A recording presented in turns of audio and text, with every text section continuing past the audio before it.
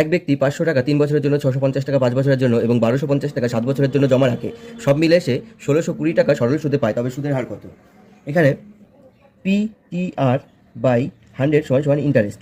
এখানে ইন্টারেস্ট আমার দেওয়া আছে। ইন্টারেস্টটা কত? 1620। এর সাথে এই 100 টাকা এর সাথে গুণ করে দেবো। সমান কত থাকছে? টাইম। সুদের হার কত চেয়েছে? আর টাইম আর প্রিন্সিপালটা একসাথে বের করে নেবো। 500 টাকা 3 বছরের জন্য খাটে, তাহলে প্রথম বছরের জন্য 500 টাকা খাটছে, দ্বিতীয়বারের জন্য 500 টাকা খাটছে, তৃতীয়বারের জন্য 500 টাকা, তাহলে মোট কত টাকা খাটছে? 500 টাকা করে 3 বার, তাহলে 1500 টাকা হচ্ছে।